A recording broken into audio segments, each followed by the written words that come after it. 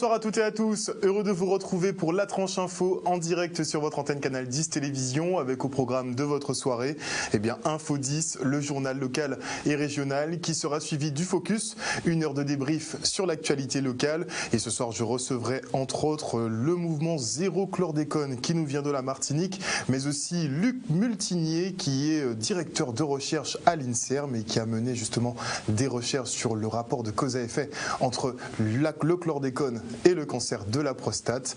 Une troisième partie politique, non, on est jeudi, donc ce soir c'est Santé 10 avec Brigitte Zabarel, mais pour l'instant place donc à l'actu.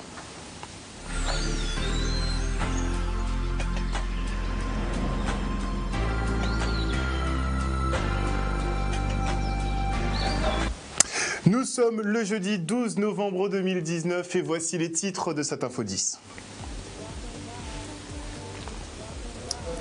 On débutera avec la mobilisation des salariés de Store Emerald qui dénoncent la précarité de l'emploi au sein de cette entreprise. Puis effectivement, nous reviendrons sur le CEMACT, ce séminaire autour du cancer de la prostate qui rassemble des spécialistes de l'international.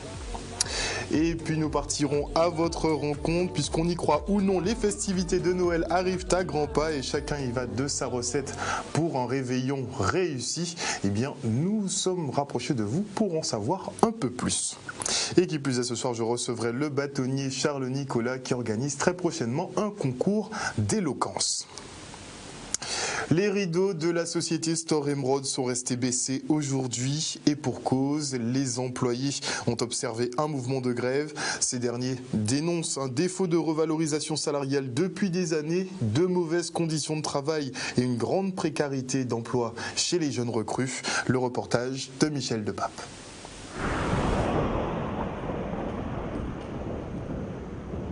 Alors nous rassembler là aujourd'hui parce que c'est par rapport à patron là, parce que nous posons quelques revendications et tenions mois puis répondre nous. Donc jusqu'à fin novembre, puis ils répondent nous et nous déjà le 12 décembre. Donc jusqu'à présent, ils peuvent lever nous d'igade et nous considérer ça comme étant on insulte, on mépris. Donc nous décidons de rester debout jusqu'à temps ils décident qu'il y a bonne réponse, ils veulent discuter avec nous quoi. Aujourd'hui, nous debout pourquoi? C'est que nous avons d'entreprises que nous constatons c'est toujours la domination, l'exploitation, et que Jani quelqu'un dans l'entreprise là, ça n'a pas fait pour augmentation de salaire.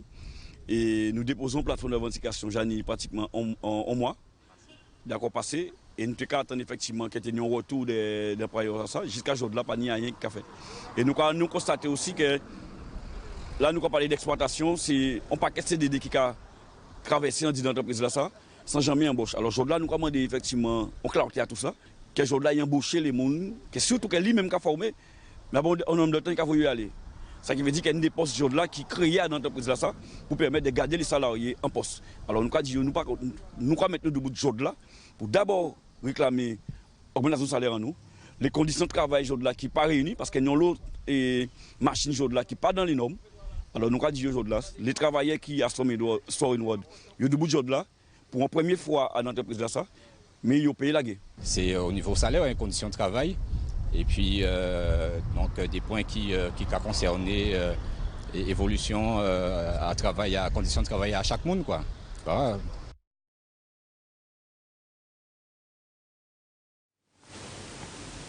57% des cancers diagnostiqués chez les hommes en Guadeloupe sont des cancers de la prostate. Nous faisons donc face à une prévalence importante de cette maladie qui est 2 fois supérieure, même plus que 2 fois supérieure à la moyenne nationale.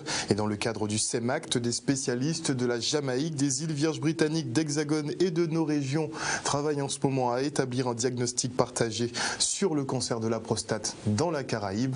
Le reportage. Avoir des échanges à destination du grand public avec les professionnels, ça permet aussi de rassurer le patient sur la prise en charge. Il faut savoir que souvent, les patients n'osent pas se faire dépister. Il s'agit d'une maladie qui est asymptomatique, donc bien souvent, on ne sait pas qu'on l'a. On n'ose pas forcément aller se faire dépister. Et quand on a un certain nombre de signaux, il est parfois un peu tard puisque la maladie est déjà sur un stade avancé. C'est primordial pour nous en tant qu'experts dans le domaine du cancer de la prostate de pouvoir justement être sur place en Guadeloupe, là où l'incidence du cancer de la prostate est plus importante qu'en métropole, avec notamment des cancers de la prostate qui sont plus agressifs au moment du diagnostic qu'en métropole. Donc c'est pour ça que ce séminaire est pour nous très important. Il va réunir de nombreux experts, de nombreux scientifiques qui travaillent autour du cancer de la prostate pour pouvoir discuter des questions spécifiques du cancer de la prostate, mais aussi de la population caribéenne sur cette pathologie. Ce n'est pas une pathologie qui est forcément simple à comprendre ou à percevoir pour le grand public, d'autant plus que dans la plupart des cas, lorsque le cancer est à un stade de débutant, il est non symptomatique, c'est-à-dire qu'il n'y a pas de signe.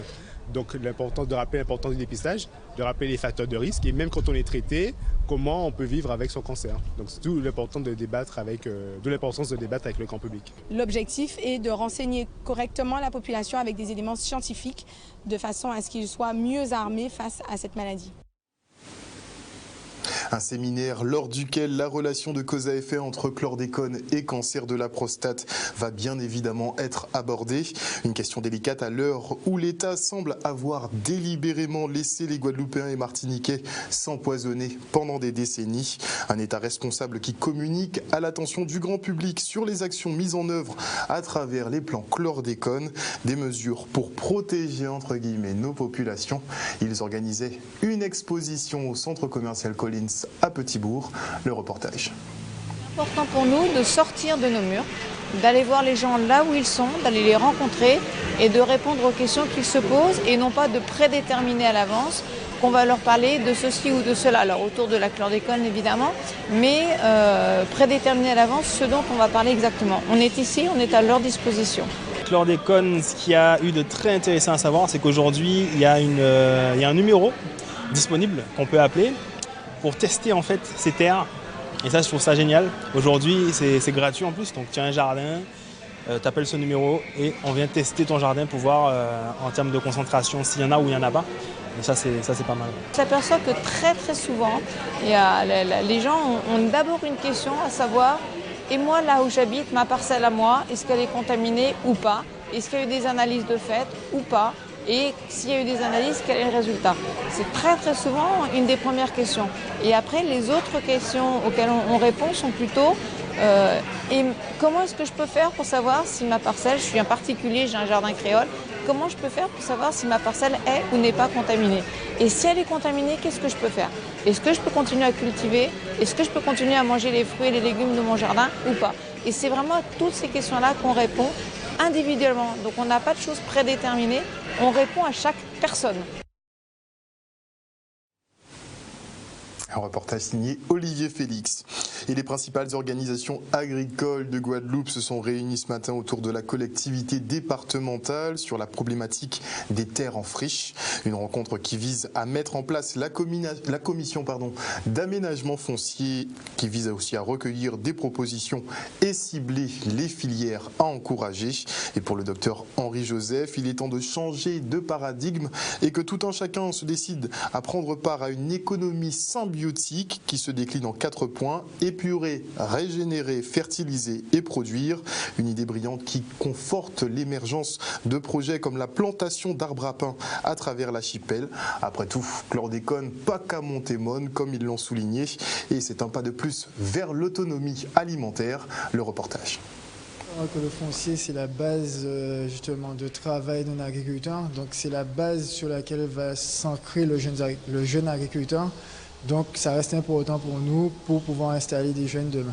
J'ai brossé tout un tableau de possibilités en fait, de valorisation de ces terres incultes vers tout d'abord la méthode. C'est pour ça que j'ai parlé de changer le paradigme et de façon à ce que tous les Guadeloupéens deviennent des décideurs. Alors qu'est-ce que c'est qu'un décideur? Déforester, c'est enlever la forêt. Décider, c'est enlever les cides, enlever la mort. Enlever les cides, insecticides, herbicides, fongicides, bactéricides. Et à ce moment-là, en fait, j'ai proposé comme changement de paradigme de s'orienter en fait vers ce qu'on appelle l'économie symbiotique. L'économie symbiotique, c'est apprendre à cultiver avec la vie. Cette économie symbiotique est basée sur 4 verbes. Épurer, je ne mets plus de poison sur ma parcelle, donc j'épure. Comme j'ai pur, donc l'eau est pure, la terre est pure. Ensuite, comme on ne tue plus personne, on régénère. Donc on régénère quoi? La diversité de vie, ce qu'on appelle la biodiversité. Tout le monde fait pipi et caca, donc on fertilise.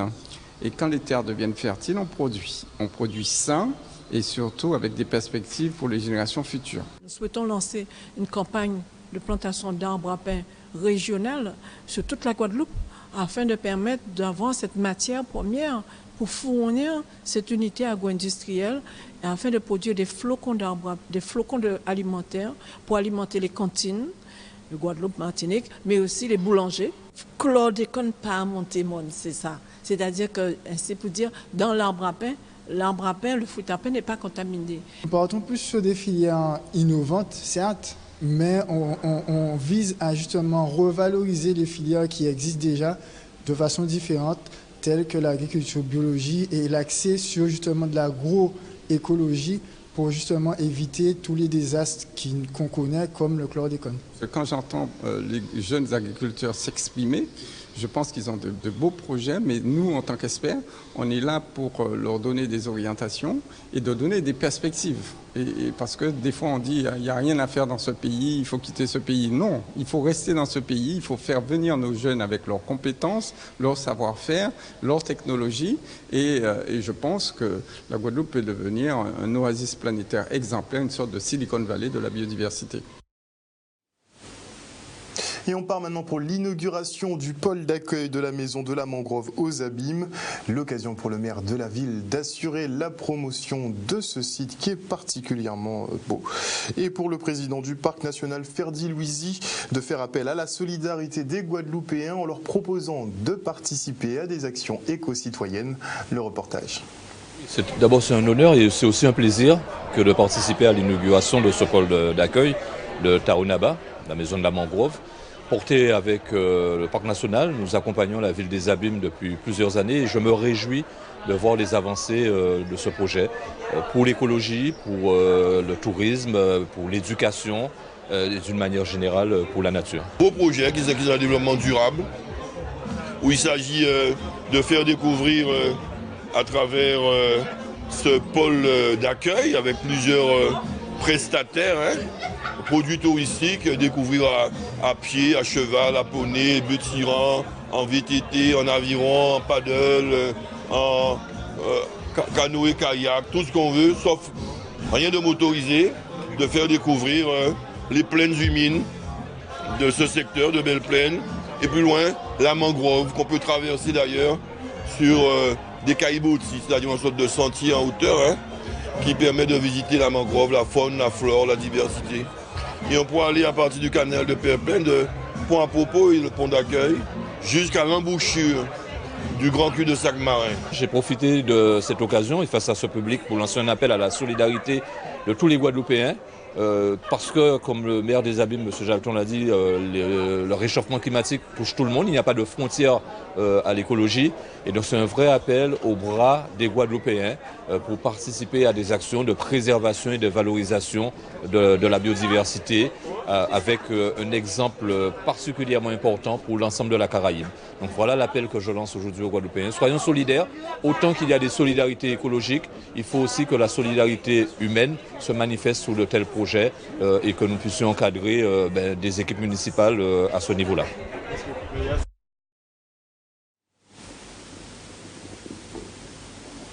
On enchaîne avec l'exercice Plongex 2019 lors duquel la direction de la mer teste la chaîne de secours dans le cadre d'une simulation d'accident de plongée.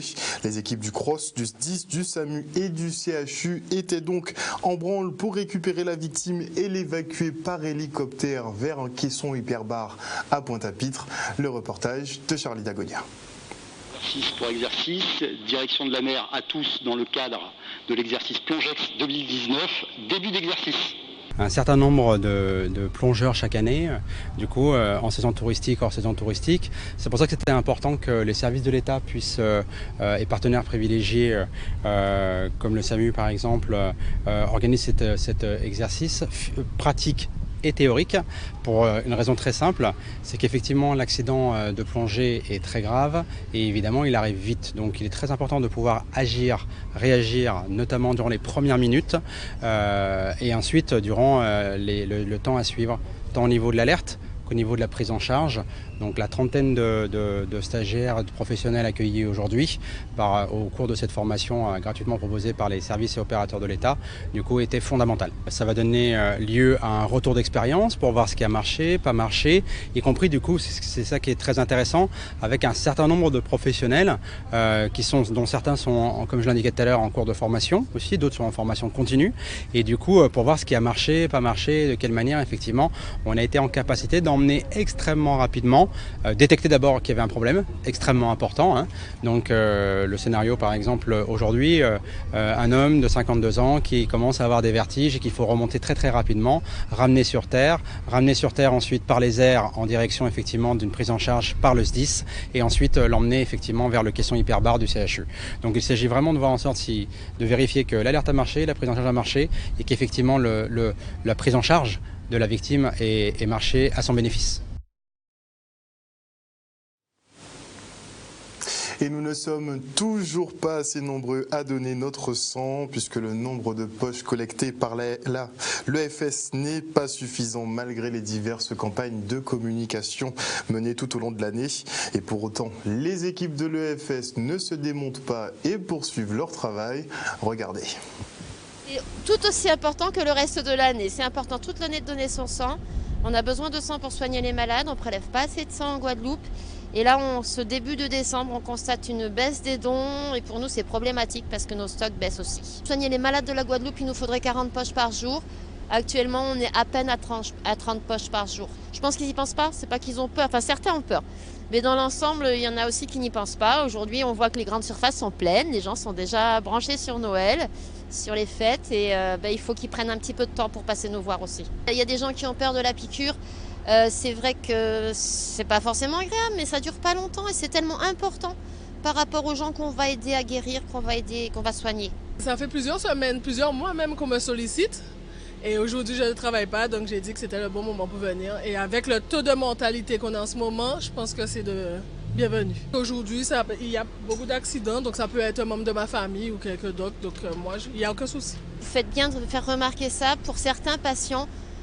Guadeloupéens ou martiniquais, afro-caribéens en tout cas, c'est le sang des afro-caribéens qui va être plus compatible que le sang des métros. N'empêche, donner son sang, ça sauve quand même une vie. Donc on devrait tous être concernés. Ça prend entre 3 quarts d'heure et 1 heure. On peut tous trouver 3 quarts d'heure à 1 heure pour donner son sang. Il n'y a pas de souci parce que si chlordécone il est dans le plasma et quand on transfuse des globules rouges, il n'y a pas de plasma ou pratiquement pas. Il n'y a pas de souci là-dessus. Qu'on y croit ou non, les festivités de Noël arrivent à grands pas et chacun y va de sa recette pour un réveillon réussi. Et si certains n'ont pas encore préparé les sapins et cadeaux, ils ont déjà stocké les punchs et autres boissons piquantes pour les fêtes. Question de priorité, n'est-il pas? En tout cas, Dylan Bégarin et Michel Depape sont partis à votre rencontre. Regardez. Non, je n'ai rien encore préparé. Non, je n'ai pas encore commencé. Là, c'est juste des habits que je vais acheter, mais je n'ai pas encore commencé à acheter des cadeaux. Là, justement, je suis en préparation. Je suis en pleine préparation. Ah oui, le sapin est déjà préparé à la maison. Toujours. Les cadeaux? Les cadeaux, pas encore. C'est un petit peu tôt. La décoration aussi. Le cadeau, ça va venir. Mais le sapin, je n'ai pas encore préparé le sapin. Mais toutes les boissons, les shrubs, les sangria, la sangria, tout ça, c'est fait, c'est prêt. En général, c'est pas moi qui prépare tout ça. Mais on peut trouver un plat de riz, de pois de bois et de viande cochon maintenant un peu partout parce que maintenant c'est devenu ainsi. Non, au feeling. Oui, c'est-à-dire que chaque jour qu'il vient, donc on fait au feeling. Voilà, mais à ces viande cochon là toujours, à mettre de côté. Alors les cadeaux seulement. J'ai même pas encore mis mon sapin, pas encore. Donc voilà, ça se fera dans la semaine. Là, mais justement, je suis venue en ville pour ça. À Abu-Dhabi. Voilà. Moi, je prépare jamais la fête de Noël avant Noël. C'est le jour J, on programme tout et voilà, tempo. Pas de Noël? Pas de Noël, parce que mes enfants ne sont pas là. Donc, on reste à la maison, mon mari et moi, donc il n'y a pas de souci. Oui, je commence déjà, oui. Pour mes enfants surtout. Les cadeaux, mon sapin, les décos. Et là, on finit un petit peu sur les cadeaux plus ou moins pour les enfants. Après les adultes, et le 24, on verra bien. Pas encore, je suis un peu en retard, mais ça viendra. La semaine qui arrive, je tâcherai de m'y atteler. Pour ça, nous avons une préparation à faire et de toutes les façons, il ne faut pas nous perdre ça. Ça qui est en nous, c'est groseille, c'est chop, ponche coco, cochon roussi, pois d'Ibois, jambon, il faut mettre le jambon en mariner bien comme il faut, vous comprenez? Non, pas du tout, mais ça se fera. Comme on fait tout ensemble avec les nièces, la famille, on est une vingtaine, donc il y a assez de bras pour pouvoir organiser une bonne fête et pour passer une bonne fête en famille. J'ai préparé le sapin, j'ai décoré le sapin et puis j'ai déjà acheté les cadeaux, j'ai déjà enveloppé et puis bon, j'attends, impatient. Si le repas vient au fur et à mesure, le jour J, le repas viendra. Et le jour viendra et je assaisonne très tôt et portez mon nez. Voilà, chers téléspectateurs, nous sommes arrivés au terme de cette Info 10. Merci pour votre fidélité. N'oubliez pas que sur Canal 10, vous faites l'information que nous diffusons. Comme à l'accoutumée, le journal revient demain à 18h30. Donc passez une excellente soirée à l'écoute des programmes de Canal 10. On se retrouve demain.